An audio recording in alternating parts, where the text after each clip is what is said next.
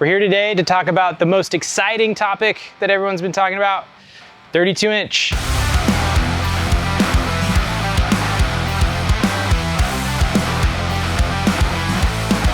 Here you have it, 32-inch Refugio, and we're really excited about it. This was prototype number 1. We've been riding it around, we've been testing it, and trying to dial in geometry, head tube angle, seat tube angle, bottom bracket drop.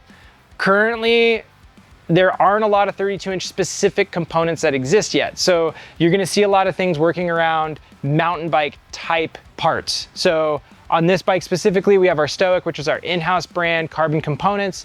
This is our suspension corrected mountain bike fork that we can use on our tunnel. It does have a flip chip to go in between 2 different rake styles. You'll also see a lot of mountain bike specific components when it comes to the drivetrain. So we have, on this one, we're running a transmission drivetrain, mountain bike setup, a front chainring that'll go max on this bike to a 38 tooth.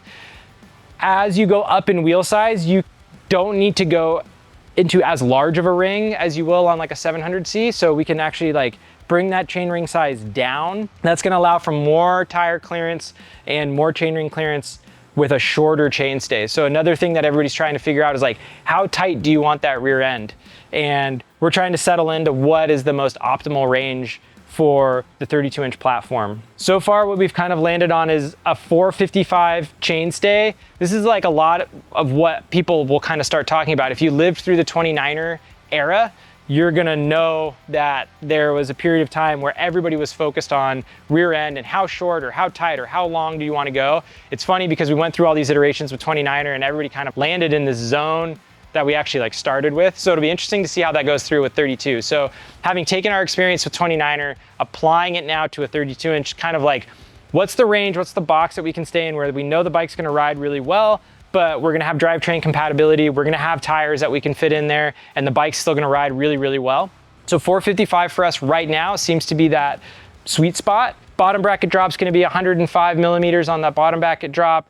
C-tube angle 74 across the board on all sizes. And then we have a head tube angle that's changing across each size. Your reach and stack is gonna remain kind of stagnant as you look across the geo chart, even on the small sizes, which is what a lot of people are talking about right now, is you can't even make a bike small enough for small people. And that is true because the wheel size is so big, so you're gonna be limited there. But right now the challenge is it's really hard to design a bike for smaller people when we have all these components that are geared around mountain bikes or suspension corrected things. So it's creating this really high stack. So you'll see across our geo chart that our stack actually doesn't increase a whole lot because even on a medium size, the starting stack is already pretty tall. So you might find that if you're on a smaller size, you're running a steeper stem, you're running some of these things to get your bars lower so you're in a little bit more of a comfortable position. But expect, at least on early generation 32-inch bikes, if you're on the shorter side, your stack's gonna be pretty high. We have some pretty good incremental reach sizes going out across all sizes, starting on the shorter sides, or as short as we feel comfortable with on the small sizes. And then we get to really kind of experience the benefits of a 32 on the X and XXL sizes. So if you're 6'4", like myself, 6'5", 6'6", 6'7", you're really gonna start to see the added benefits of having a 32 on those taller sizes. So that's really exciting when you're talking about the taller sizes. But I know a lot of the debate and questions is, well, what if I'm under 5'9", I can't even ride these bikes? And like right now, you definitely could ride them, but you're just gonna be limited on how you can set it up for positioning.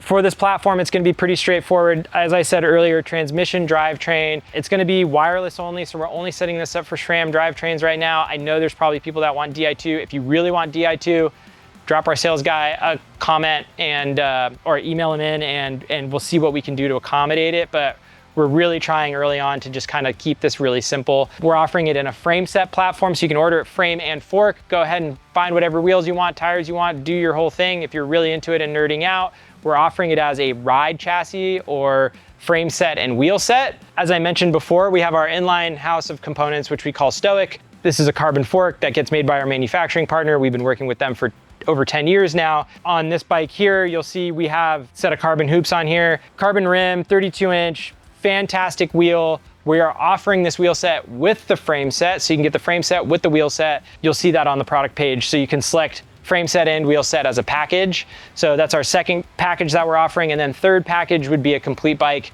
Similar to how you see it here, although this has prototype parts on it, used drivetrain, those things that we've been testing on it. 3 great packages, titanium frame only. It's our podium series, so straight gauge titanium. And yeah, we're really excited about it. I think it's a great riding bike. I will say, as somebody who's very tall, getting on this, the wheel size feels at home. It feels like it belongs for somebody who's on the taller side. Any questions, drop them in the comments. Always like and subscribe. And yeah, we look forward to seeing you guys out there. Thanks.